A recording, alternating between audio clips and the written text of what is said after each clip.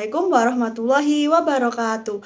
Bertemu lagi dengan saya Elisa Rivianti Niviasari dengan NIM 858873056 dari Universitas Terbuka UPBJJ Malang. Di sini saya akan membuat video praktikum IPA dari bab simbiosis, yaitu ada simbiosis parasitisme, simbiosis komensalisme, dan simbiosis mutualisme. Mari simak video berikut ini. Sebelum melakukan pengamatan, mari kita siapkan alat dan bahannya terlebih dahulu. Tentu saja buku dan pulpoin untuk mencatat hasil pengamatan. Simbiosis adalah hubungan timbal balik antara makhluk hidup yang satu dengan yang lainnya. Simbiosis dibagi menjadi 3. Yang pertama, simbiosis parasitisme. Hubungan makhluk hidup di mana satu pihak diuntungkan dan lainnya dirugikan. Yang kedua, simbiosis komensalisme. Hubungan makhluk hidup di mana satu pihak diuntungkan dan yang lainnya tidak diuntungkan dan tidak dirugikan. Ketiga, simbiosis mutualisme. Hubungan makhluk hidup di mana semua saling menguntungkan.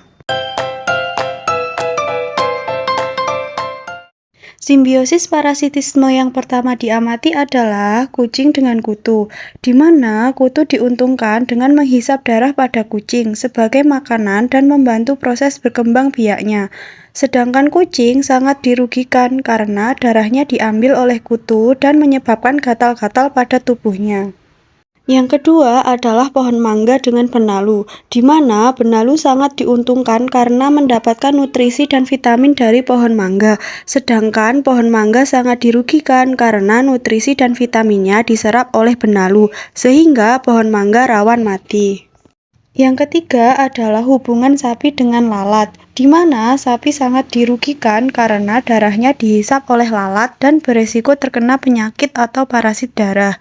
Sedangkan lalat sangat diuntungkan karena mendapatkan nutrisi dari darah untuk proses reproduksi.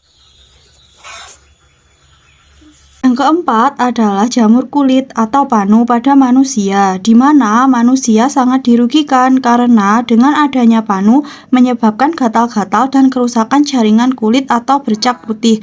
Sedangkan jamur kulit sangat diuntungkan karena mendapatkan tempat hidup dan nutrisi dari protein kulit. Yang terakhir adalah hubungan lalat buah dengan buah-buahan, di mana buah-buahan sangat dirugikan karena bisa menyebabkan busuk, rusak, dan tidak dapat dikonsumsi lagi. Sedangkan lalat buah sangat diuntungkan karena mendapatkan tempat untuk meletakkan telur dan sumber makanan bagi larva. Nah, sekarang yang pertama kali diamati dari simbiosis komensalisme adalah burung yang bersarang di pohon, di mana burung sangat diuntungkan karena mendapatkan tempat yang aman untuk tinggal dan berlindung dari predator, sedangkan pohon tidak dirugikan dan juga tidak diuntungkan. Yang kedua adalah lumut pada batang pohon mangga, di mana lumut sangat diuntungkan karena mendapatkan tempat untuk tumbuh atau posisi yang lebih tinggi untuk berfotosintesis. Sedangkan pohon mangga tidak diuntungkan dan tidak dirugikan. Yang ketiga adalah anggrek dan pohon mangga, di mana anggrek sangat diuntungkan karena mendapatkan tempat menempel agar memperoleh cahaya matahari yang cukup. Sedangkan pohon mangga tidak diuntungkan dan juga tidak dirugikan.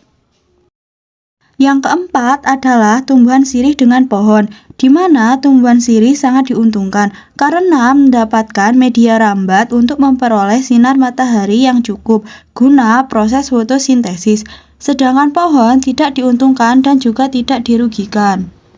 Terakhir adalah tumbuhan paku dengan pohon jati, di mana tumbuhan paku sangat diuntungkan karena mendapatkan tempat hidup, cahaya matahari, dan air yang cukup. Sedangkan pohon jati tidak diuntungkan dan tidak dirugikan.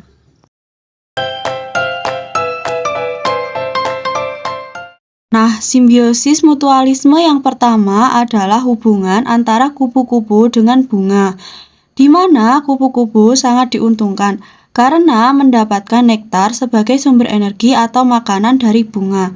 Bunga juga sangat diuntungkan karena kupu-kupu membantu dalam proses penyerbukan.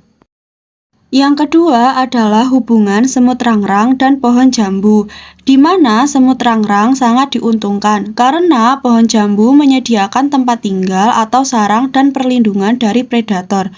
Begitu juga pohon jambu sangat diuntungkan dengan adanya semut rangrang karena membuat pohon jambu terlindung dari hama pengganggu.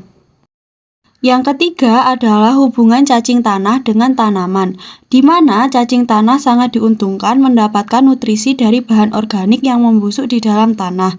Begitu juga dengan tanaman sangat diuntungkan dengan keberadaan cacing tanah, karena membuat tanaman mendapatkan sirkulasi udara atau aerasi tanah yang baik dan nutrisi dari kotorannya. Yang keempat adalah hubungan cicak dengan manusia, di mana cicak sangat diuntungkan dengan keberadaannya di rumah manusia, karena cicak bisa mendapatkan sumber makanan, nyamuk, atau serangga yang ada di lingkungan rumah. Begitu pula dengan manusia, karena keberadaan cicak, populasi nyamuk atau serangga di rumah jadi berkurang, sehingga terhindar dari gigitan nyamuk dan gangguan serangga. Lalu yang terakhir adalah hubungan manusia dengan bakteri E. coli di usus, di mana manusia sangat diuntungkan karena terbantu dalam proses pembusukan makanan dan produksi vitamin K dan vitamin B12 oleh bakteri E. coli. Begitu juga bakteri E. coli sangat diuntungkan karena mendapatkan tempat tinggal dan nutrisi dari sisa makanan di usus besar manusia.